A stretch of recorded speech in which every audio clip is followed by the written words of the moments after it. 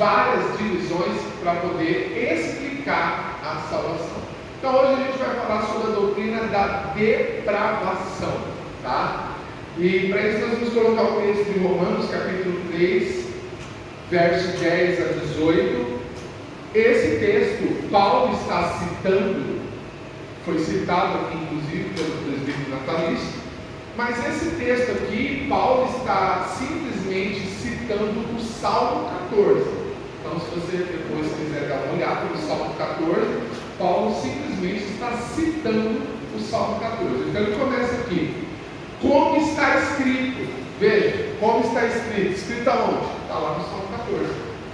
Como está escrito: não há um justo, nenhum sequer. Não há ninguém que entenda, não há ninguém que busque a Deus. Todos se extraviaram e juntamente se fizeram inúteis. Não há quem faça o bem, não há nem um só. A sua garganta é um sepulcro aberto, com a língua tratam enganosamente. Peçonha de áspide está debaixo dos seus lábios, cuja boca está cheia de maldição e amargura. Os seus pés são ligeiros para derramar sangue. Em seus caminhos há destruição e miséria, e não conheceram o caminho da paz. Não há temor de Deus diante dos seus olhos. Tá bom, só até o 18. Então, esse é o texto básico para a gente falar da doutrina da depravação, certo? A primeira diagnóstico aqui da parte de Deus é a ruína total do homem e a necessidade da graça soberana. Então, hoje, pelo menos ao final, nós queremos definir aqui que você aprenda o que é depravação. A palavra depravação no nosso português adquiriu uma conotação de imoralidade, de conteúdo sexual, e não é nada disso que nós vamos explicar aqui. Distinguir a depravação total da perversidade absoluta, tá? Então, como assim? Ora, o homem é completamente depravado, mas o homem não é completamente perverso, tá? A palavra depravação, ela vem do latim depravare, significa distorcer, desfigurar, corromper. Ele vem de dois prefixos: de, que quer dizer afastamento, desvio ou intensidade, e pravos, que quer dizer torto, retorcido, errado, corrupto ou mal. Então a palavra depravos ou depravado quer dizer muito mal. Viu como é outro conceito? Viu como quando você fala depravado parece que é uma pessoa que está falando palavrão, uma pessoa que está com conotação sexual? A palavra depravado quer dizer muito mal, tá? Muito mal. Nesse sentido, como nós lemos aqui em Romanos 3,10, todo ser humano é mal. E desde quando ele é mal? Desde quando, irmão Natalício, ele é mal? Ele já não é. Não, estou falando do homem, do ser humano. Desde quando ele começa a ser mal? Por exemplo, dessa idade onde está o Isaac, ele é mau? Olha como é interessante a questão da salvação. Eu perguntei exatamente porque a Paola está ali. E a mãe. É evidente que ela nunca vai entender o que é o sentido de mal na Bíblia. Mas a Bíblia diz o quê? Que o homem é mau desde a sua meninice. A Bíblia também diz que a criança se dará a conhecer pelas suas ações. Criança tem inveja? Inveja é bom ou não? Mal. Viu como está mudando o conceito já? Criança tem raiva? Sim. A raiva em si não é bom nem mal, é só o que você faz com ela. Mas a criança tem ciúme. A criança, hoje em dia, as nossas crianças têm muito orgulho, tem vaidade, tem soberba. Veja, o conceito de mal, de depravado ou de mal, é um conceito de essência. Essência. Cristo morreu por todos, correto? Ele morreu pelas crianças. certo? Se as crianças não precisassem que Cristo morresse por elas, então elas se salvariam por si só. Não é esse o conceito de salvação. As crianças precisam crescer, serem ensinadas. Por isso que o texto diz: ensina a criança no caminho que deve andar, para que quando cresça, ou seja, alcançar a maturidade, ela não vai se desviar do que aprendeu. Agora, criança tem pecado? Não. Ah, viu o conceito também? Não tem. Por que não tem? Porque ela não tem o entendimento do pecado. Por isso que Jesus falou que das crianças é o reino dos céus. Porque embora elas tenham todas essas coisas que nós falamos, elas não têm o pecado no sentido de ser um pecador fora do céu. Vou explicar isso melhor. Paulo, aos Romanos, ele fala assim: houve um tempo que eu não tinha pecado. Isso é Paulo que diz. Quando é esse tempo? Quando ele era criança. Mas como assim, Paulo, você não tinha pecado? Aí ele falou assim: mas então eu conheci a lei e o pecado nasceu em mim e eu morri. E aí ele vai dizer o seguinte: porque eu não conheceria pecado se a lei não me dissesse não cobiçarás. Mas porque a lei me disse não cobiçarás, o pecado nasceu em mim e eu morri. Ele está falando o quê? De consciência do pecado. Não está falando em essência. Essência todo mundo tem, mas a criança não tem consciência.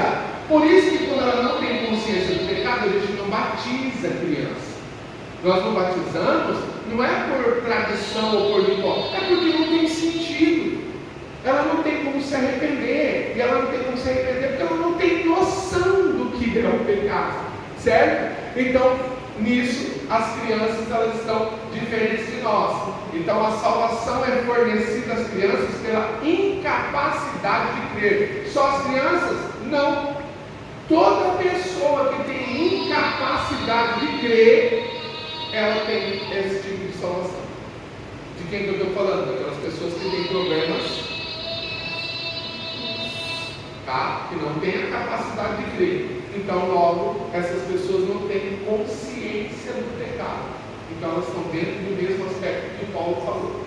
Agora, falando sobre a questão do homem ser mau, o homem, ele se tornou mau, porque o homem original não era mau. Houveram dois homens perfeitos na terra, Jesus e Adão. Adão era perfeito, mas Adão pecou. E aí a palavra, algumas palavras para pecar. Nós temos no hebraico a primeira palavra, ratá, que quer dizer errar o alvo, ou no grego ramar, que quer dizer errar o alvo. Que alvo é esse? O alvo seria a glória de Deus. Isso seria o alvo. O que é o padrão de justiça? Deus. Exatamente como o presbítero Natalicio falou, a nossa justiça ela não serve para nada, porque a gente não é o padrão. Então eu posso olhar e falar assim: puxa, o irmão Natalicio é um homem tão justo, mas qual que é o meu padrão para julgar? Então, diante desse padrão que é Deus, todos se fizeram inúteis, tá? Então, pela nossa justiça, ninguém ia se salvar, sim ou não? Alguém se salvaria pela própria justiça? Não. O único que teve a capacidade de se salvar pela própria justiça foi Adão. Foi o único que teve a oportunidade de ser salvo pela própria justiça. Era só ele rejeitar o fruto. Se ele tivesse rejeitado o fruto, ele podia bater: me salvei pela minha própria justiça. Mas não fez. Então, a partir daquele momento, o Adão ele vai transferir esse pecado, essa corrupção, porque a partir dali ele começa a se corromper. É a partir dali que nasce a depravação. O homem é imagem e semelhança de Deus? Sim. Todo homem? Não. Toca para mim em Gênesis capítulo 5, versículo 3.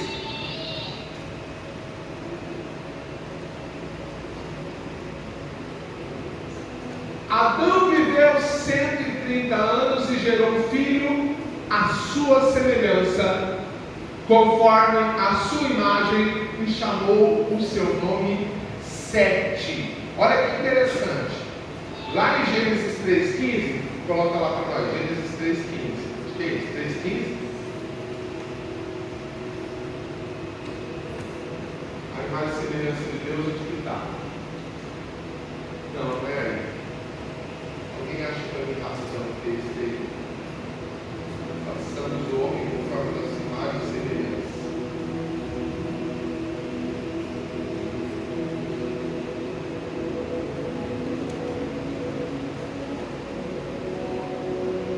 Lá em Gênesis, quando Deus faz o homem, quem achar pode ler, tá?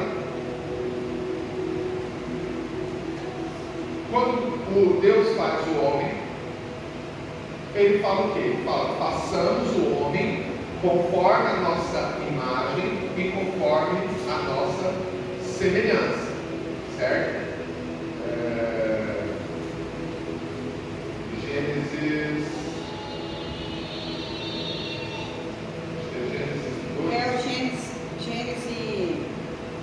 1:27. 1:27, muito bem. Pode ler, irmã. Criou Deus, pois, o homem, a sua imagem, a imagem de Deus o criou. Homem e mulher os criou. Beleza. Então, olha só. Deus vai lá e ele faz o homem, e ele faz conforme a sua imagem, conforme a sua semelhança. Este homem que ele criou é o homem perfeito. Este Adão perfeito antes do pecado. E não só o Adão, Eva também. Que inclusive, deixa eu te falar, que antes do pecado não existia Eva. Não sei se você sabe, mas Eva não chama Eva. Eva não chama Eva. Eva tem o mesmo nome de Adão, no caso, porque Adão significa humanidade. É daí que vem a palavra Adão, do hebraico Adamar, quer dizer humanidade. Tanto Adão quanto Eva, antes do pecado, eram seres humanos. Tanto que Adão, como se refere a ela? Esta é agora carne da minha carne e osso dos meus ossos. Não há um nome. Quando é o nome dela? A partir do pecado. Aí ela se torna mãe de todos os viventes, que é daí que vem o nome Eva. Então olha só que interessante. Antes do pecado, eles têm uma perfeição, tanto Adão quanto Eva. Porém, após o pecado, a imagem ela é distorcida, a imagem ela é corrompida, a imagem ela é manchada, borrada. Tenta imaginar um desenho que você fez no caderno e de repente você foi lá e passou a borracha em cima. O desenho está lá, mas já não consegue enxergar com perfeição porque alguma coisa borrou a imagem. Isso foi o que o pecado fez. O pecado fez exatamente isso, ele borrou a imagem do ser humano, e o ser humano se distanciou daquela imagem e semelhança perfeita que ele tinha com Deus. Agora, quando eu falei que o homem é a imagem e semelhança de Deus, você falou é. Aí eu falei, todo homem? Não. Por quê? Tem homens que são imagem e semelhança de Deus, homens e mulheres. Quem são esses? São aqueles que foram alcançados por Cristo.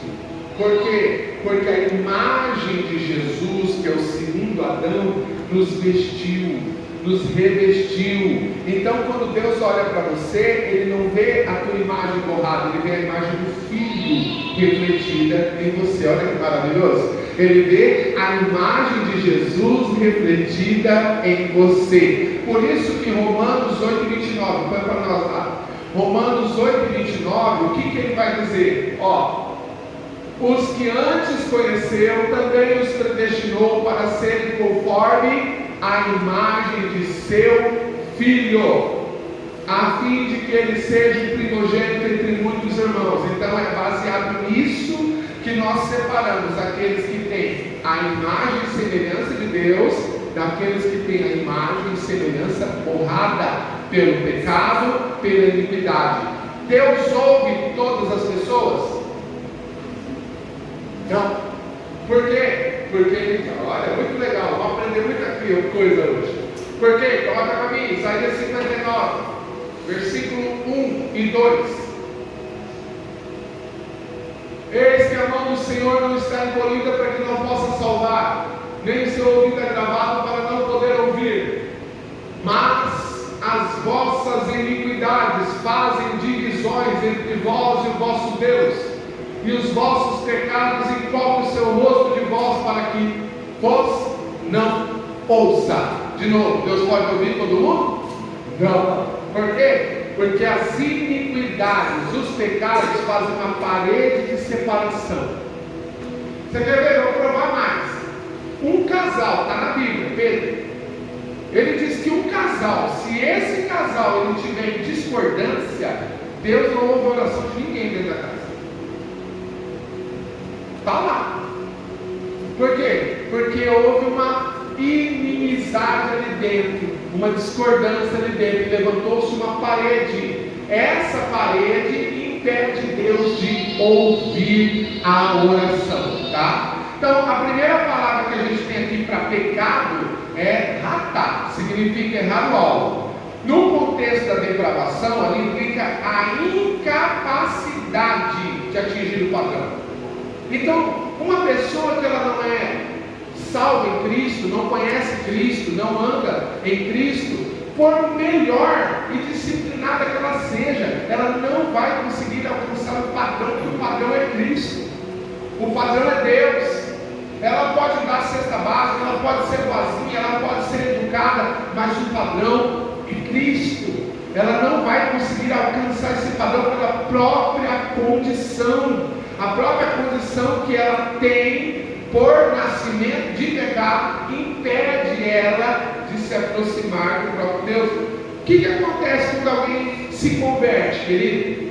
É como se Deus removesse essa barreira, removesse essa sujeira, removesse este borrão. E a partir do momento que a pessoa se converte e o Espírito vai habitar dentro dele, há uma aliança. A aliança ela não foi quebrada por Deus, ela foi quebrada pelo homem. O homem que está separado, o homem que está distante, quando ele se converte, tudo isso que é barreira, que separa, ele cai, ele é destruído, e o homem passa a gozar de comunhão com Deus mais uma vez, tá? Então, mais que falha moral, isso significa a condição interna do ser humano. O ser humano, como eu falei, é mau desde o início. Observe-nos, você, eu, que estamos aqui, que oramos, que buscamos ao Senhor, que adoramos a Deus. O que diz o apóstolo Tiago? Com a mesma boca que nós abençoamos, nós amaldiçoamos o nosso irmão. E ele está falando de cristãos. Ele não está falando de pessoas que não, está falando com as pessoas que abençoam. Jesus falou que nós vamos dar conta de toda palavra inútil que a gente profere. Qualquer palavra que for proferida, um dia vai ser dada conta. Na hora da, mas foi na hora da raiva, não adianta, está lá. Livro das obras, ele está escrevendo. E pensa num livro interminável, que não termina, não cabe a folha, não cabe a caneta, só escrevendo, tá? Então a primeira palavra é ratá. Olha que interessante, a segunda palavra para pecado no hebraico é avon. A palavra avon significa iniquidade.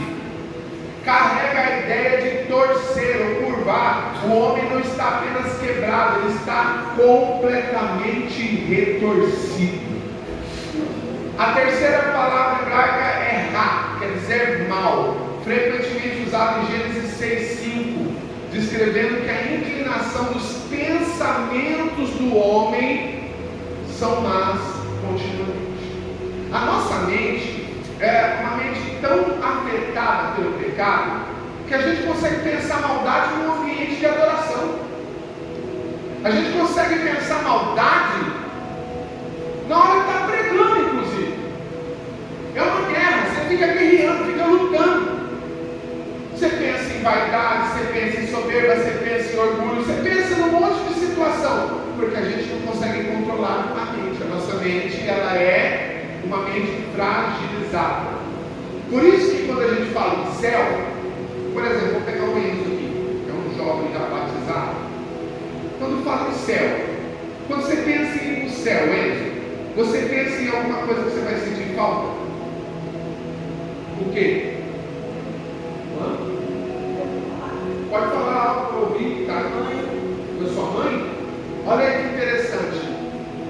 A grande maioria tem exatamente esse pensamento, esse conceito. Se eu for para o céu, eu vou conhecer a minha mãe? Eu vou conhecer o meu irmão? Eu vou conhecer o meu pai? Eu vou conhecer o meu tio? Não. Você vai conhecer as pessoas, mas não com as lembranças terrenas. Não haverá lembranças de coisas passadas. Aqui é o nosso mundo. Lá do outro lado, todos irmãos.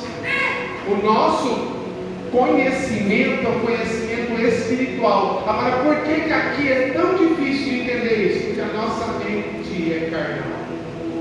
A nossa mente é limitada. A nossa mente ela é tão carnal que tem gente que pensa que vai para o céu e vai sentir falta da pizza, sentir falta do churrasco, sentir falta da lasanha. O que é que a gente vai comer no céu? São tudo pensamentos carnais.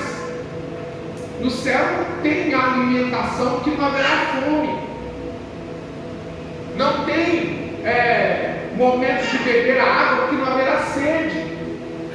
Então são conceitos que a gente precisa aprender a entender a respeito do céu. Tá? O pensamento do homem é inclinado para o mal. Por quê? Culpa dele? Culpa da herança adâmica. A gente chama de herança adâmica. A gente herdou do Adão. A gente herdou isso tudo. Aí alguém falou: mas eu não tenho culpa, foi o Adão que pecou. É verdade, mas você também não tem nenhum sucesso na justiça de Cristo e herdou.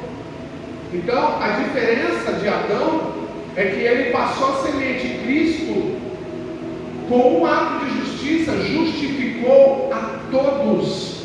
Carregou. Aí você começa a entender o que é domingo, a Santa Ceia. Aí, é por isso que às vezes eu falo aqui, e eu falo indignado de pessoas que não valorizam a Santa Ceia, porque elas não têm noção do grau do sacrifício. Primeiro, porque não entende tanto que ele é mau, não entende tanto que ele é ruim, não entende tanto que ele necessita da graça de Deus. E como sendo mal, mesmo assim, o Senhor nos amou. Mesmo assim, o Senhor estendeu a sua mão para nos resgatar. Aleluia! Então veja, o ser, o nascimento, o pecado não é um acidente de percurso, gente, é um estado de essência.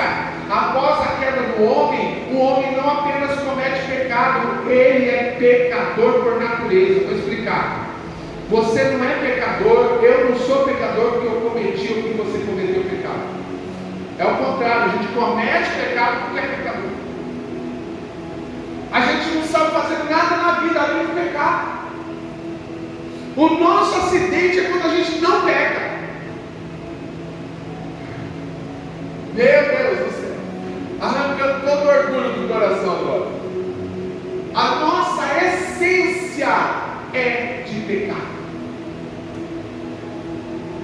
Por isso que o sangue de Jesus é derramado sobre nós, e derramado todos os dias sobre nós, porque todos os dias pecamos, todos os dias erramos, todos os dias nós falhamos, mas todos os dias a justiça dele está sobre a sua vida, a justiça dele está sobre nós, a justiça dele está sobre a igreja. Aleluia!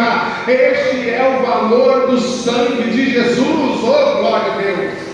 Então pense nisso, pense no pecado não como uma mancha na roupa, mas como uma doença terminal no sangue, porque o salário do pecado é a morte. O pecado não é estado, é o estado, não é atos. Você nunca parou para pensar por que você come o pão e bebe o vinho? O pão não é o corpo de Cristo? O corpo dele não foi entregue pelo nosso pecado? Então por que eu tenho que tomar o vinho? Qual dos dois é do pecado? O corpo foi entregue para o pecado, e o sangue é isso aqui. O corpo foi entregue pela nossa essência, porque nós somos pecadores por natureza, mas o sangue é pelos atos que a gente comete todos os dias.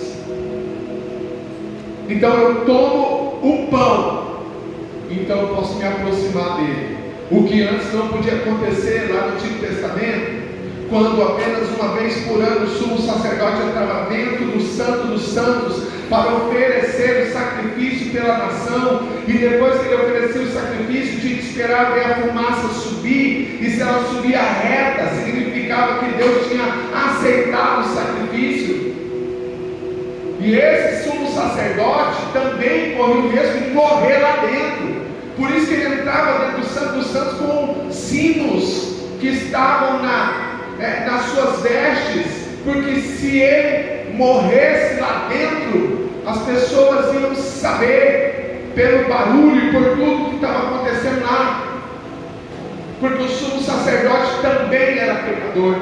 Ele intercedia pelo pecado da nação, mas ele também era pecador. Mas então Deus preparou o seu filho sem pecado, sem mácula, sem erro, sem nenhum mal cometido, para morrer por mim e para morrer por você. E agora não apenas uma vez por ano o sumo sacerdote entra, mas o Cristo entrou uma única vez no santuário eterno. Porque eu não sei se você sabe, o mesmo santuário que existia no tabernáculo, existia um santuário eterno no céu, onde Deus está. E Cristo entrou no santuário eterno, isso está em Hebreus, e se ofereceu imaculado uma única vez pela minha e pela sua vida, e preparou para nós hoje um novo caminho, aonde eu e você podemos chegar ousadamente diante do trono pela fé. Aleluia, oh glória. Eu não preciso mais do sumo sacerdote, eu não preciso mais de intercessor, eu não preciso mais de terceiros, eu posso me aproximar dele, porque ele rasgou o véu, ele quebrou a parede que me separava de diante dele. Eu posso me aproximar dele. Aleluia, glória a Deus, aleluia. O texto fala, coloca para mim em 1 Romanos capítulo 1, verso 18. A gente lê só um pouquinho, que é longo, então vou ler só um pouco. Porque no céu se manifesta a ira de Deus sobre toda a impiedade e injustiça dos homens que detêm a verdade em injustiça. O que se manifesta contra o pecado não é o diabo, não são os demônios. O que se manifesta contra o pecado é a ira de Deus. A ira de Deus. Gente, tem gente que tem medo do diabo, tem gente que tem medo de demônio, tem gente que tem medo de bruxaria. Enquanto a Bíblia diz resistir ao diabo, ele fugirá de vós. É ele que tem medo de você quando você resiste. É ele que tem medo de nós quando a gente fica o pé e resiste na fé. Agora, quem pode resistir à ira de Deus? Então esse texto que Paulo está falando aqui é de um dia que vai se manifestar. Então quando alguém perguntar para você do que você é salvo, essa é a resposta. Você é salvo da ira de Deus, porque a ira de Deus vai se manifestar contra toda a impiedade e contra toda a justiça. Mas os que estão em Cristo Jesus, Romanos capítulo 8, versículo 1. Agora nenhuma condenação há para os que estão em Cristo Jesus, que não andam segundo a carne, mas segundo o Espírito. Ou seja, não há condenação sobre a sua vida, não há condenação sobre você, não há condenação para aquele que está em Cristo Jesus. Sabe o que mais diz a Bíblia? Aquele que crê em Jesus, ele passa da morte para a vida eterna. Então não há julgamento de condenação para aquele que está em Cristo Jesus. Lembre-se sempre disso. Volta o versículo, ó. Nenhuma condenação há. Pode voltar o versículo. Nenhuma condenação há. Então não há julgamento para os cristãos, não há julgamento para os crentes, para efeito de condenação. Coloca para mim agora Romanos capítulo 2, versículo 1. Portanto és inexcusável quando julga, ó homem, quem quer que seja, porque te condena a ti mesmo naquilo que julga o outro, pois tu que julga faz o mesmo. E bem sabemos que o juízo de Deus é segundo a verdade sobre os que tais coisas fazem.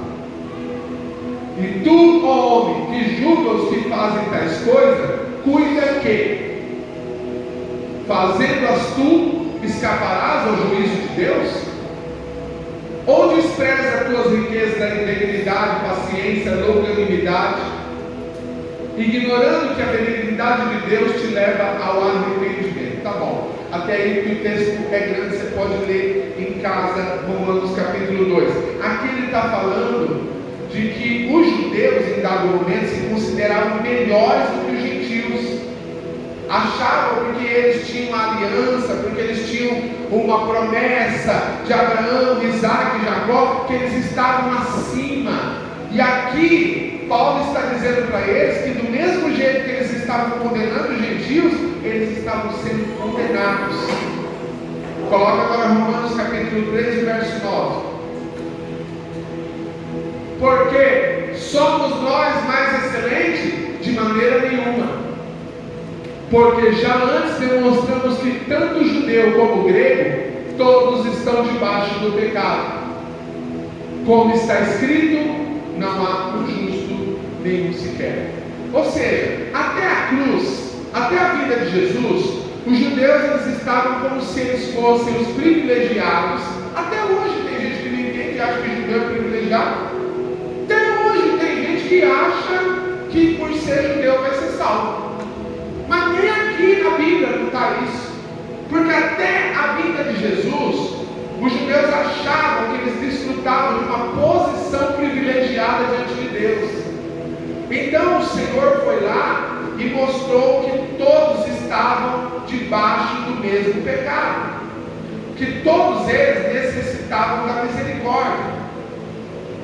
Que todos eles precisavam, do mesmo jeito que aqueles que não tinham aliança, eles precisavam também se converter. Eles precisavam de alguma maneira buscar a misericórdia de Deus. Coloca para mim Romanos 11, 32. Porque Deus encerrou todos debaixo da desobediência, para com todos usar de misericórdia. Ou seja, ele falou, não tem diferença mais. Não tem diferença de judeu, não tem diferença de grego, todo mundo agora é igual, está todo mundo debaixo do pecado, está todo mundo debaixo da desobediência. Aí o Cristo vem, se oferece e vai oferecer a salvação para todos indistintamente. Não faz diferença se ele é judeu, não faz diferença se ele não é judeu, não faz diferença, porque a visão de Deus para o pecado é que todos se extraviaram, é que todos são pecadores. Então a humanidade está no banco dos réus e Deus é o juiz, batendo o martelo, dizendo: todos são pecadores, não há um justo, não há ninguém que busque fazer o bem. Olha o que Paulo fala aqui desse texto que ele fala. Ele descreve como é que o pecado se manifesta no homem. Primeiro, Romanos 3,13, coloca para mim. A sua garganta é um sepulcro. Ou seja, a linguagem humana sem a graça de Deus exala morte do coração. As pessoas têm prazer em ver o outro se dar mal. Elas têm prazer em ver a queda de um herói. Tem prazer em ver a destruição. Quer ver?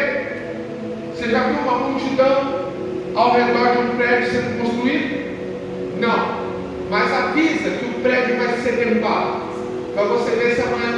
lotado de gente para ver o prédio ser derrubado. É do ser humano.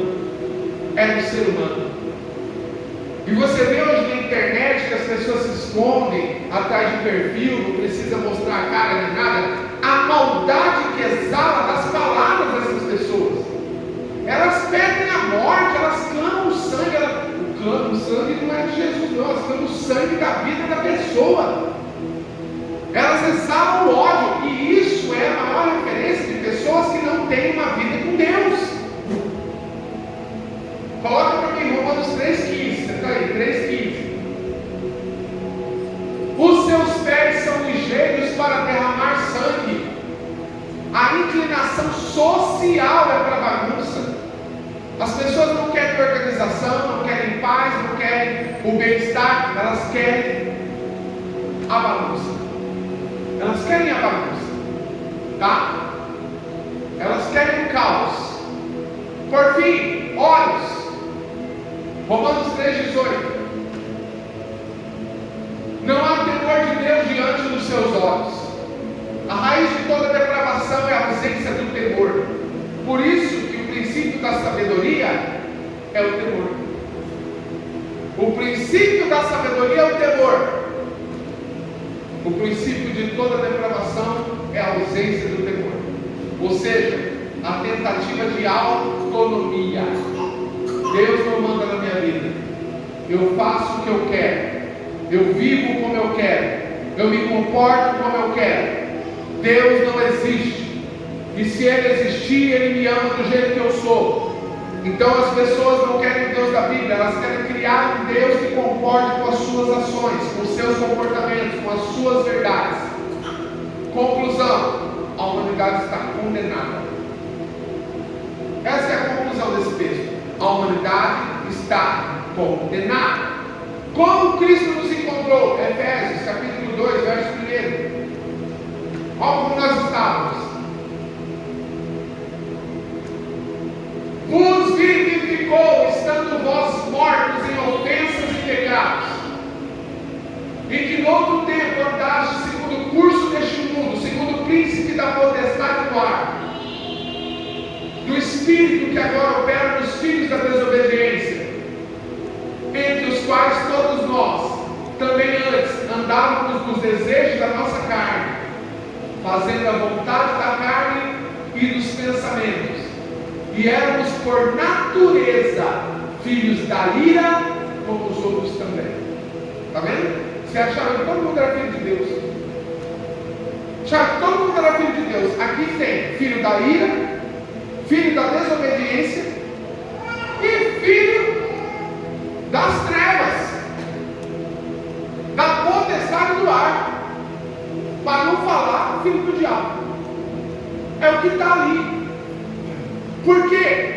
Porque você é analisado da maneira que você se comporta.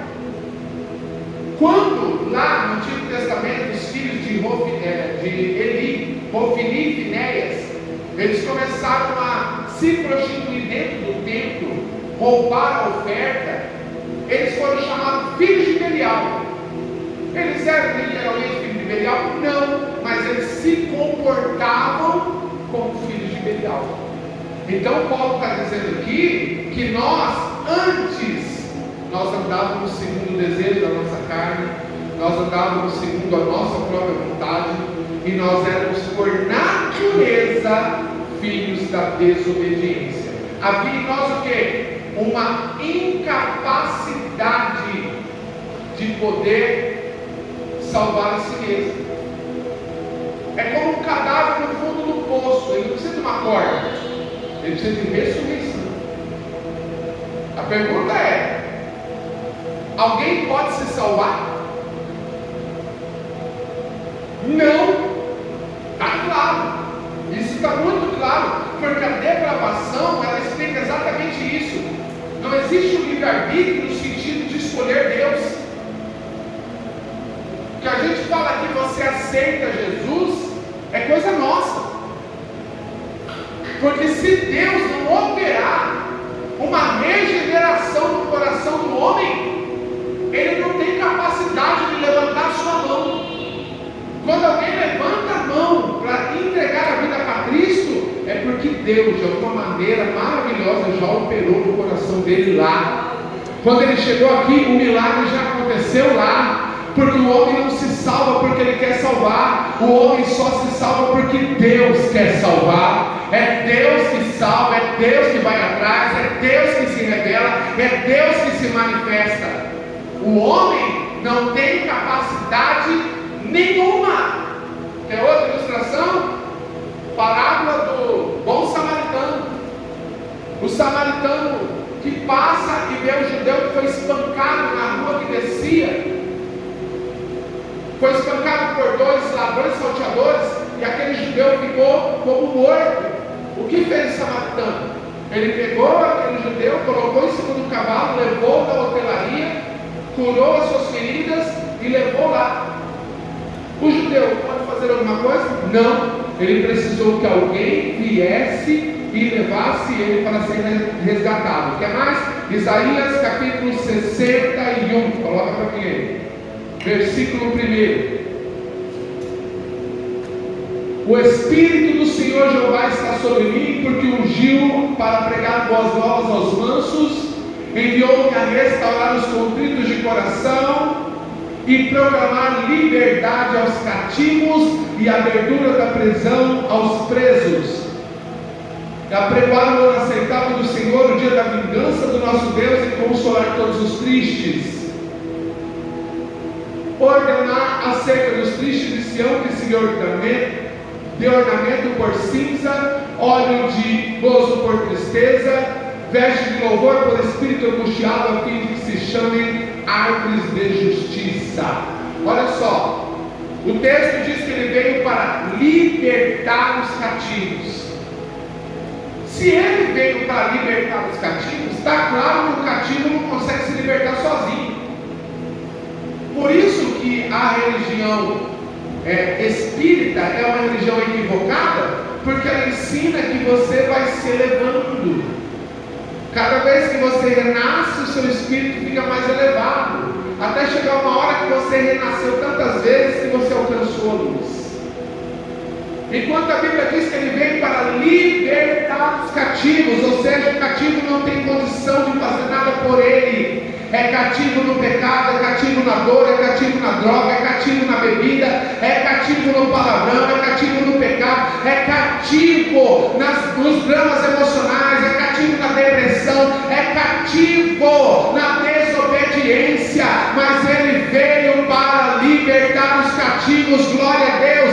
Por isso nós estamos aqui, porque um dia ele abriu a porta da prisão que eu e você estava e disse para nós: vem, sai para fora, aleluia, e nos libertou. É por isso que João declara: se o Filho vos libertar, verdadeiramente sereis livres, e conhecereis a verdade, e ela vos libertará, aleluia. 1 João 3,8, para isso se manifestou o Filho de Deus, para destruir as obras do